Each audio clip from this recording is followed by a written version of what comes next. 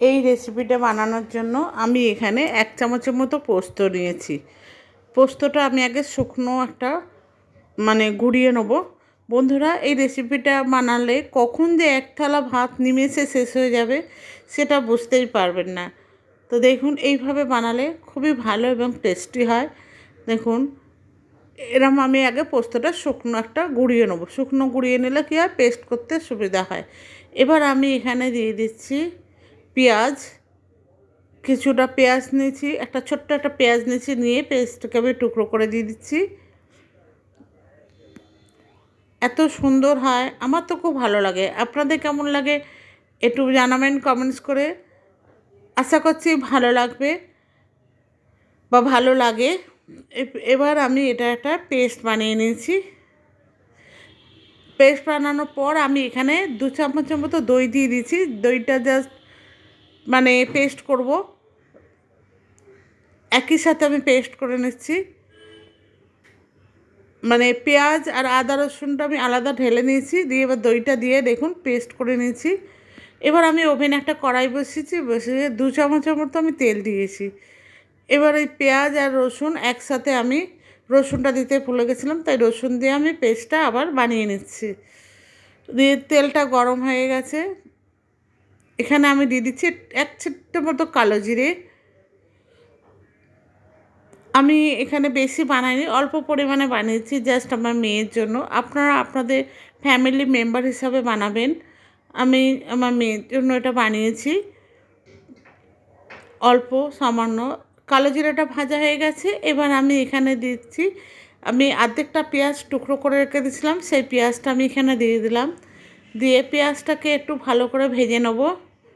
আমি কিন্তু একদম কম তেলে রান্না করছি, আপনারা দেখে বুঝতেই পাচ্ছেন।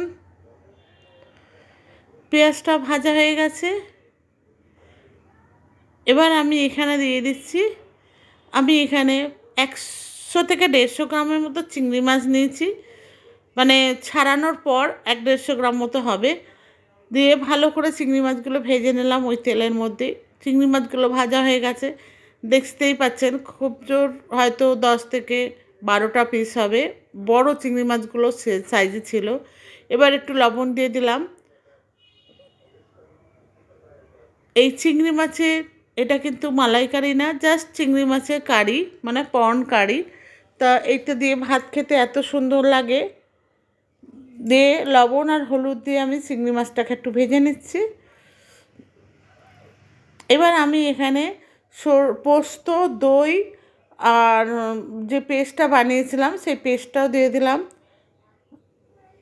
দিয়ে ভালো করে আমি নেড়ে চেড়ে ভেজে নিচ্ছি। আমি ওখানে পেঁয়াজ বাটা ওগুলোও দিয়ে দিয়েছি। এবার দিয়ে দিলাম একটু গরম মশলার গুঁড়ো, দিয়ে ভালো করে নেড়ে চেড়ে ভেজে নেব।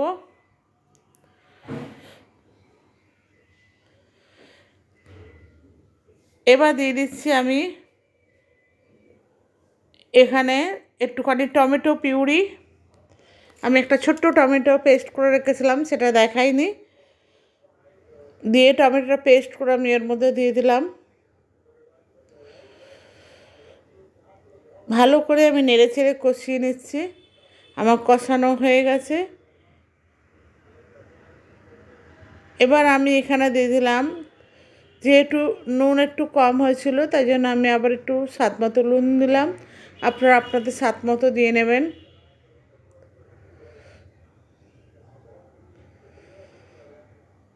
দিয়ে ভালো করে আমি নেড়ে চেড়ে ভেজে নিচ্ছি। দেখুন বন্ধুরা, ভিডিওটা যদি ভালো লাগে অতি অবশ্যই লাইক, শেয়ার, কমেন্টস করতে ভুলবেন না। এবং নতুন হয়ে থাকলে আমার চ্যানেলটাকে সাবস্ক্রাইব করতে ভুলবেন না। সাবস্ক্রাইব করার অনুরোধ রইল। পুরনো বন্ধুরা এতদিন যেভাবে সাপোর্ট করেছেন সেভাবে সাপোর্ট করবেন।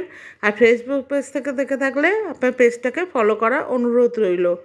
আমি এখানে জল দিয়ে দিচ্ছি, দিয়ে পরিমাণ মতো জল দিয়ে চিংড়ি মাছগুলো সেদ্ধ হতে দেবো। এবার আমি এখানে একটু লাল লঙ্কা দিলাম, দিয়ে এটাকে ভালো করে নেড়ে ছেড়ে দেবো। দিয়ে মিনিট 2 মতো রান্না করব।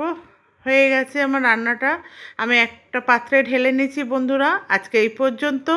ধন্যবাদ।